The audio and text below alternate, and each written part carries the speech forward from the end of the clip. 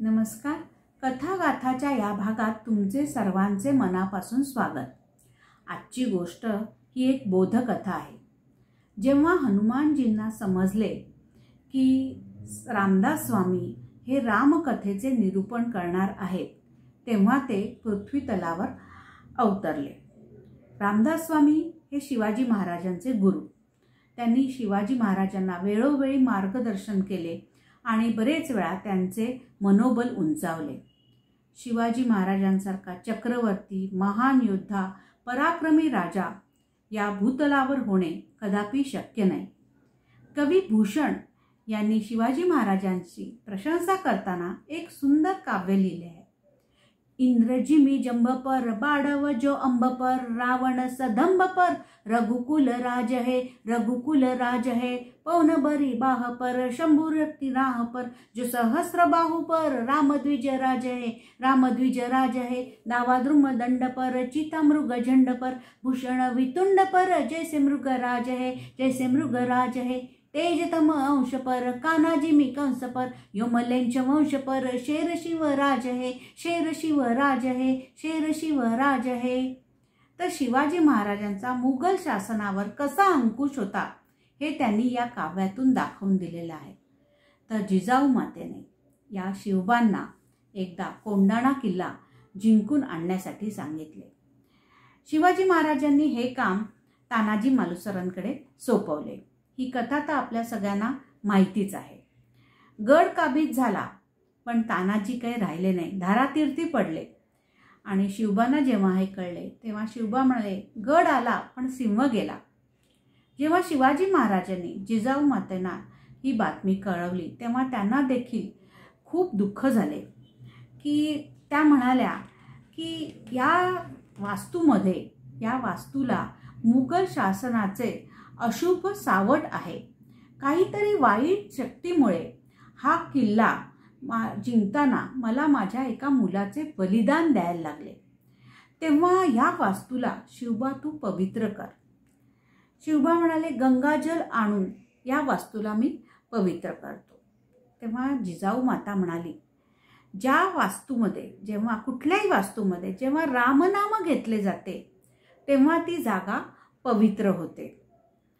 तुझे गुरु म्हणजे समर्थ रामदास यांना तू विनंती कर की गडावर रामकथेचे निरूपण करा.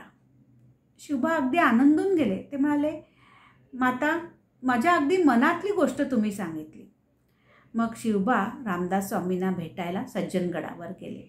त्यांचे आशीर्वाद घेतले आणि त्यांना सांगितले की जिजाऊ मातेचे म्हणणे आहे की आपण गडावर रामकथेचे निरूपण करा. गुरुदेव म्हणाले, खूप सुंदर कल्पना आहे आणि आम्ही या गोष्टीसाठी तयार आहोत. मग रामकथेला प्रारंभ झाला. या रामकथेची माहिती हनुमानजींना मिळाली आणि ते पृथ्वी तलावर अवतरले. साधा वेश बदलून बालकाचा वेश घेऊन आले होते. मग रामकथेला सुरुवात झाली. रामाचा जन्म झाला, रामाचा विवाह झाला, ते वनवासात गेले. हनुमानजी ऐकत होते, तल्लीन होऊन गेले. कधी हसत होते, कधी डोळ्यातून पाणी येत होते. आणि मग प्रसंग आला अशोक वाटिकेत सीता आणि हनुमान यांच्यातील संवादाचा. आता रामदास स्वामी वर्णन करून सांगत होते, मोठमोठ्या वृक्षांच्या रांगेत अशोक वृक्षाखाली जगज्जननी बसली होती. हनुमानजींनी आता डोळे मिटून घेतले. ते प्रत्यक्षदर्शी होते. घडलेला प्रसंग ते आता डोळ्यासमोर आणत होते. समर्थ म्हणाले, खूप शीतल वारे वाहत होते. अगदी बरोबर. माता वल्कले वस्त्रे नेसून सुद्धा तेजोमय भासत होती. हनुमानजी म्हणाले, हो, वास्तवात देखील असेच भासत होते. वाटिकेबाहेर भीमकाय राक्षस पहारा देत होते.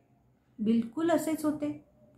माता सीता ज्या अशोक वाटिकेत बसली होती तिथे सफेद रंगाची सुंदर फुले फुलली होती. इथे मात्र हनुमानजींची कल्पना कथेपासून अलग होती. ते विचार करू लागले, अशोक वाटिकेत तर सर्व फुले लाल रंगाची होती, एकही सफेद रंगाचे फूल नव्हते. मग हे बैचेन झाले. मध्येच उठून उभे राहिले, हात वरती केला. रामदासजी म्हणाले, काय प्रश्न आहे बालका? हे बालकाचे रूप घेऊन आले होते. हनुमानजी म्हणाले, तुम्ही कथेत जी फुले सांगत आहात ती लाल रंगाची फुले होती. आता शिवबांचे मावळे जे कथा ऐकत बसले होते त्यांनी त्यांना गप्प केले. म्हणाले, गुरुजी कथा सांगतायत, शांत बसा. बिचारे बसले शांत. समर्थ परत परत सफेद फुलांचे वर्णन करत होते आणि हनुमानजी परत उठून उभे राहिले. गुरुजी, बाकी कथा बरोबर तंतोतंत जुळते आहे, पण फुले सफेद रंगाची होती ही गोष्ट मात्र चुकीची आहे. आता आजूबाजूचे लोक याच्यामुळे चिडले. हनुमानजींना राग आला. ते म्हणाले, आम्हीच हनुमान आहोत. आता आस्था असते सामान्य लोकांची, ती किती कमजोर असते. जर आपले प्रभू राम देखील प्रत्यक्ष रूपात अवतरले तरी आपले लोक म्हणतील, वेषांतर प्रभू रामांचे खूप छान करून आलेलं आहे, पण प्रभू रामांना कोणी ओळखणार नाही. तसेच काहीसे झाले. हनुमानजींना आजूबाजूच्या लोकांनी सभेच्या ठिकाणाहून बाहेर काढले आणि म्हणाले, विनाकारण कथेमध्ये व्यत्यय आणू नको. हनुमानजी उदास झाले आणि मग तडक तिथून प्रभू रामांकडे गेले. प्रभू रामांना नमस्कार केला. म्हणाले, खाली पृथ्वी तलावर अनिती चालली आहे, रामकथेचे निरूपण चालले आहे आणि समर्थ रामदास हे अशोक वाटिकेमध्ये फुलांचे वर्णन करत आहेत आणि सांगतायत तिथे सफेद रंगाची फुले होती, पण फुले तर लाल रंगाची होती. प्रभू राम म्हणाले, हनुमाना शांत हो आणि रामदास स्वामी काय म्हणतायत ते ऐकून घे. हनुमानजी म्हणाले, प्रभू तुम्ही तर त्यावेळी प्रेझेंटच नव्हता, त्याच्यामुळे तुमचे मत विचारात घेण्यात काहीच पॉईंट नाही आहे. मग ते गेले सीतामातेकडे. सीतामाते शांतपणे बसली होती. हनुमानजी गेले. म्हणाले, माता, अशोक वाटिकेत तुम्ही आणि मी आपण प्रत्यक्षदर्शी होतो. आता तुम्ही सांगा, अशोक वाटिकेत फुले पांढऱ्या रंगाची होती की लाल रंगाची होती? आणि इथे हे रामदास स्वामी सांगता आहेत की फुले तर सफेद रंगाची होती. सीतामाता हसून म्हणाली, हनुमाना, मला तू लवकुशाहून प्रिय आहेस, पण समर्थ रामदास हे संत आहेत आणि त्यांचे म्हणणे ऐकून घे आणि त्यांना तू उलट प्रश्न करू नको. फुले ही सफेद रंगाचीच होती. आता हनुमानजी खूप उदास झाले आणि अंजनी मातेकडे गेले. अंजनी मातेला म्हणाले की आतापर्यंत मी माझे जीवन ज्यांना दिलेलं आहे, माझ्या जीवनाचा उद्देश जे आहे, आज तेच असत्याची बाजू घेऊन उभे राहिलेले आहेत. माझ्या दोन प्रिय व्यक्ती ज्या असत्याला सत्य मानतायत आणि रामदास स्वामी जे असत्य बोलत आहेत त्यांच्या बाजूने बोलत आहेत. तेव्हा अंजनी माता म्हणाली, वत्सा, ते दोघंही असत्य नाही, असत्य बोलत नाहीयेत, ते दोघेही सत्यच बोलतायत आणि तू देखील सत्यच बोलत आहे. तेव्हा हनुमानजी म्हणाले, हे कसे शक्य आहे? अंजनी माता म्हणाली, जैशी दृष्टी वैसी सृष्टी.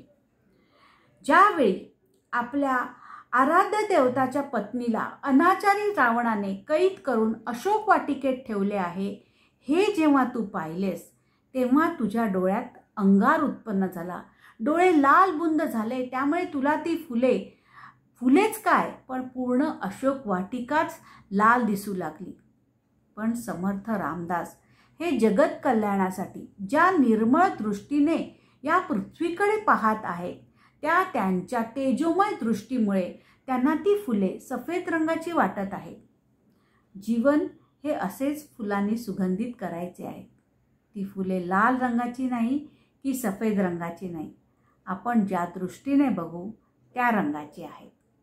धन्यवाद.